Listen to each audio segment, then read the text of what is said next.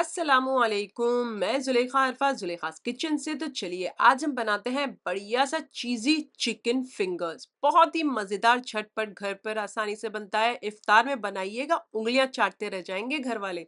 अच्छा, वैसे मैंने कुछ रमज़ान की रेसिपीज मेरे चैनल पर अपलोड की है, सारे लिंक्स डिस्क्रिप्शन के अंदर है, आप वहाँ चेक कर लीजिएगा। बढ़िया रेसिपी है। तो सबसे पहले इसी तरीके से बढ़िया रेसिपी के लिए सब्सक्राइब कर दीजिए मेरे यूट्यूब चैनल को और लाइक भी कर दीजिए इस वाली वीडियो को। और ये देखिए, मैं एक आपको तोड़ के दिखा देती हूँ। ये देखिए, बिस्मिल्लाहिर्रहमानिर्रहीम। माशाल्लाह, बहुत ही डिलिशियस है और इतनी मजेदार है ना, खाने में मजा आ जाएगा। तो चलिए शुरू करते हैं आज की रेसिपी। साधारण यानी ऑर्डिनरी इंग्रेडिएंट से एक्स्ट्रा ऑर्डिनरी डिश बनाते हैं आज की। चलिए, एक चॉपर के अंदर दो ब्रेड को इस तरीके से हाथों की मदद से तोड़कर डाल दीजिए और बढ़िया सा इसे इस तरीके से ब्लेंड कर लीजिए। अब जब आप ये ब्लेंड कर लें तो इसी के अंदर डाल दीजिए आधा किलो चिकन। मैंने छोटे छोटे पीसेस करवाए हैं, बोनलेस चिकन ली है मैंने। और ये थाई पोर्शन है, आप ब्रेस्ट पोर्शन ले सकते हैं। पहले तो मैंने 2-3 पानी से धो लिया और नितारने के लिए छलनी के ऊपर तकरीबन 15-20 मिनट रहने दिया, एकदम कंप्लीटली ड्राई हो गया।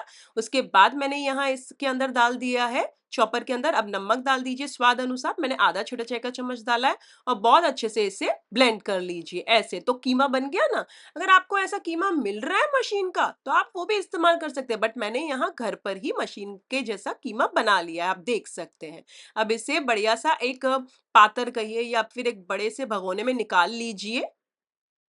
अब इसमें डाल दीजिए एक छोटे चाय का चम्मच काली मिर्चों का पाउडर, आधा छोटा चाय का चम्मच चिली फ्लेक्स, इसके साथ साथ आधा छोटा चाय का चम्मच गरम मसाले का पाउडर, दो छोटे चाय के चम्मच अदरक लहसुन का पेस्ट, एक मीडियम साइज की प्याज मैंने बारीक काट कर डाली है, थोड़ा सा कोथमीर यानी कि हरा धनिया डाल दीजिए। यहाँ पर मैंने 3/4 कप चीज डाला है। चीज मिक्स वाला चीज है, जो ब्लेंड चीज आता है। आप चाहें तो मोज़रेला लें या फिर शेडार भी ले सकते हैं। चीज़ अच्छा खुरच कर डालिएगा, वैसे मेरी तो पैकेट की थी तो वो खुरची हुई ही थी।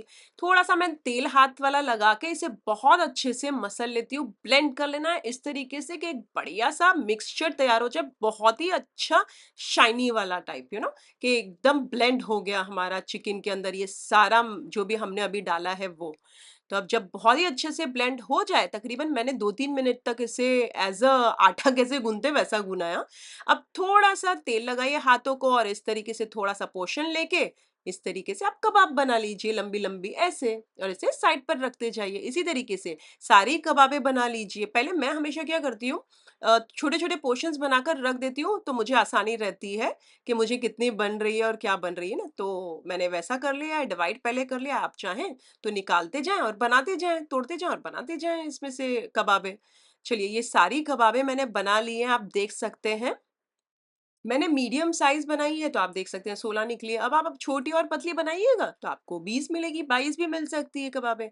तो चलिए, इसे मैं साइड पर रखती हूँ और एक प्याले के अंदर एक अंडा फोड़कर डाल दीजिए। इसमें डाल दीजिए चुटकी भर चिली फ्लेक्स, मैंने 1/4 छोटा चाय का चम्मच डाला है, चुटकी भर नमक और एक छोटा चाय का चम्मच मैदा डाल दीजिए। इसको बहुत अच्छे से मिक्स कर लीजिए।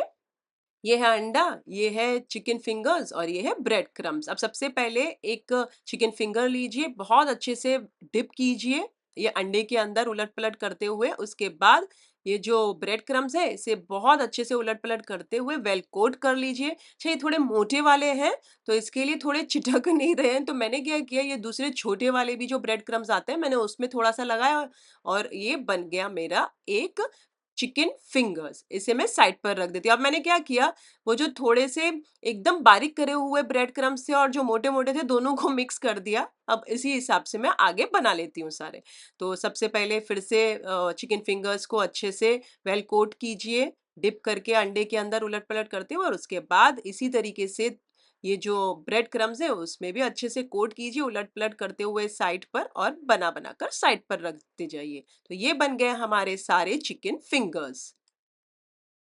ये सारे वेल कोट हो जाएँ और आप अभी ही बनाना चाहते हैं, तो फ़ेयर एनफ आप कुछ मत कीजिए, ये जो प्लेट है बन जाए सारी चिकन फिंगर्स, तो इनके ऊपर थोड़ा-सा मलमल का कपड़ा ढक दीजिए और बाद में फ्राई कर लीजिएगा शाम को। अच्छा, आप स्टोर करके फ्रीज़ करके रख कर खाना चाहते हैं, तो सबसे पहले मैंने भी वही किया है, तो मैंने क्या किया 2-3 घंटे के लिए इसे पहले तो फ्रिज में रख दिया था एज़ इट इज़, ये मेरी जो प्लेट थी इसे। ये आप देख सकते हैं क्या बढ़िया दिख रहे हैं। 2-3 घंटे के बाद मैंने इन्हें निकाला है, अब इसे एयर टाइट कंटेनर के अंदर पहले नीचे मैंने बटर पेपर रखा और ये सारे बिस्मिल्लाहिर्रहमानिर्रहीम बोलकर मैंने डाल दिए हैं। फिर से आप ऊपर बीच में एक बटर पेपर रखिए, फिर से ये इनकी तह लगा दीजिए, ढक कर इसे फ्रीज़र में रख दीजिए। तकरीबन आप 20-25 दिन तक रखकर इन्हें खा सकते हैं। जब भी मन करे निकालें, थॉ करें और खा लें, फ्राई कर लें मेरा मतलब है। वैसे इन्हें मैं कुछ दिन के बाद फ्राई कर रही हूँ, तो एक पतीली के अंदर मैंने तेल डाल दिया, अच्छा गरम हो गया, बहुत ज़्यादा नहीं है, थोड़ा-सा गरम हो गया तो मीडियम आँच करके बिस्मिल्लाहिर्रहमानिर्रहीम बोलकर ये जो हमारी चिकन फिंगर्स है, ये डाल दीजिए, बहुत ज़्यादा मत डालिएगा, फ्यू एट अ टाइम डालें और मीडियम आँच कर दीजिए चूल्हे को और मीडियम आँच पर तकरीबन समझिए ना 6-7 मिनट तक पका लीजिए। 1 डेढ़ मिनट तक तो ऐसे ही रहने दीजिए, जब 1 डेढ़ मिनट हो जाए तो उलट-पलट करते हुए इन्हें 6-7 मिनट तक पका लीजिए।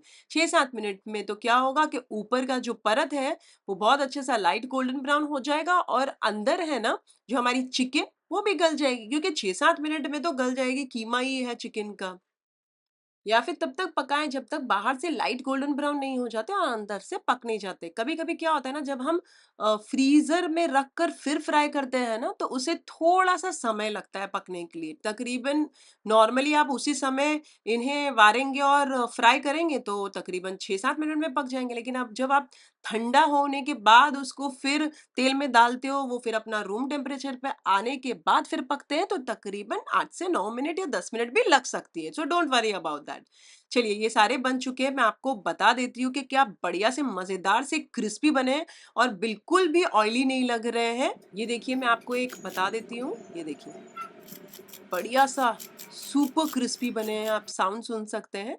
अब एक बढ़िया सी प्लेट में निकालें सर्विंग डिश में और गरमा-गरम सर्व करें। आप चाहें तो डिप के साथ सर्व करें, टमाटर, केचअप, चटनी किसी के भी साथ सर्व कीजिएगा। ये आप देख सकते हैं और नॉन ऑयली लग रहे हैं, आप देख सकते हैं माशाल्लाह। मैं आपको एक तोड़कर भी दिखा देती हूँ। बिस्मिल्लाहिर्रहमानिर्रहीम। ये देखिए क्या मज़ेदार हैं, मैं आपको बता नहीं सकती। अच्छा, चीज़ ना आप आपके हिसाब से डाल सकते हैं। मैंने सिर्फ़ 3/4 कप डाला क्योंकि हमारे यहाँ चीज़ ज़्यादा खाई नहीं जाती है। आपने जितनी भर के डालनी है डाल सकते हैं। स्पाइस अपने हिसाब से एडजस्ट कीजिए, नमक भी चाहें तो अपने हिसाब से एडजस्ट कर सकते हैं। अच्छा, चटनियों की रेसिपी लिंक डिस्क्रिप्शन के अंदर है, आप चटनियाँ भी वहाँ से देखकर बना सकते हैं। मैं यूजुअली 2 चटनियाँ बनाकर हमेशा रखती हूँ रमज़ान के अंदर। वो चटनी की लिंक भी डिस्क्रिप्शन के अंदर है। अच्छा लगा हो ये वीडियो तो लाइक कर दीजिए इसे और बहुत ज़्यादा अच्छा लगा तो अपने फैमिली और फ्रेंड्स में इस वाली वीडियो की लिंक ज़रूर फॉरवर्ड कीजिएगा। अगर आप ये रेसिपी बनाएँ तो मेरे साथ कमेंट सेक्शन में ज़रूर शेयर कीजिएगा। मुझे आपके कमेंट्स पढ़ने बहुत अच्छे लगते हैं। इसी तरीके से बढ़िया-बढ़िया रेसिपीज़ के लिए मेरे चैनल को सब्सक्राइब कर दीजिए। फिर से हाज़िर होंगी नई शानदार दमदार रेसिपी के साथ। Until then take care. अल्लाह हाफ़िज़। Bye bye.